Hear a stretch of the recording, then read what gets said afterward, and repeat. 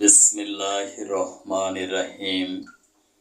কোরআন গবেষণা ও বাস্তবায়ন পরিষদ কর্তৃক আয়োজিত আমার ইসলামী বক্তৃতা অনুষ্ঠানের পক্ষ থেকে সকল দর্শক শ্রোতাদেরকে জানাচ্ছি আন্তরিক অভিনন্দন।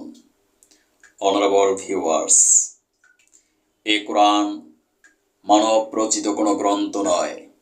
এ কোরআন মহান আল্লাহ তাআলার পক্ষ থেকে অবতীর্ণ, তাতে বিন্দুমাত্র সন্দেহের অবকাশ নেই। যাদের বিশ্বাস করতে কষ্ট হয় তারা কান খোলা রেখে শুনুন কিভাবে এ কোরআন বিশ্ববাসীর জন্য অবতীর্ণ হলো। একদা মহাকালের মহাবিস্ময় মহানবী হযরত মুহাম্মদ সাল্লাল্লাহু আলাইহি ওয়াসাল্লাম কোনো এক পথ দিয়ে হেঁটে যাচ্ছিলেন।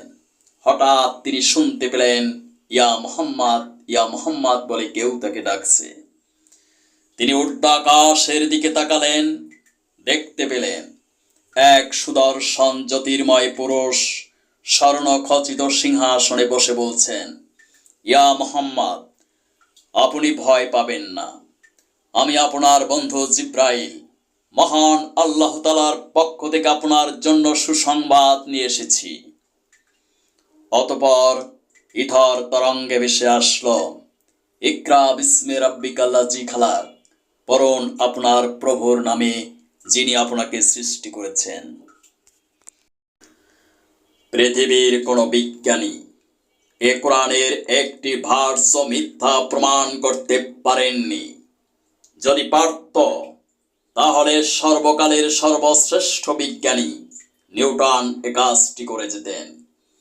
বরঞ্চ তার সূত্র দ্বারাই প্রমাণিত হয় অবশ্যই একদিন এ পৃথিবীর পরিসমাপ্তি ঘটবে, কিয়ামত সংঘটিত হবে।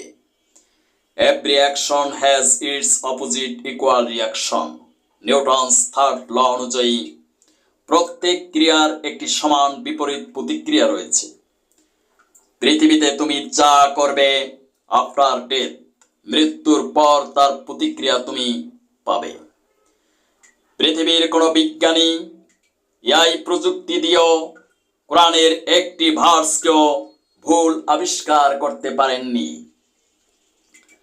আমি বিস্ময় বোধ করি যখন ভাবি, যদি নাসার বিজ্ঞানীরা বলতো কিয়ামত অবশ্যই সংঘটিত হবে, তাহলে মসজিদগুলোতে নামাজের জন্য কোনো স্থান খুঁজে পাওয়া যেত না। কিন্তু এ মানুষগুলো ভাবে না।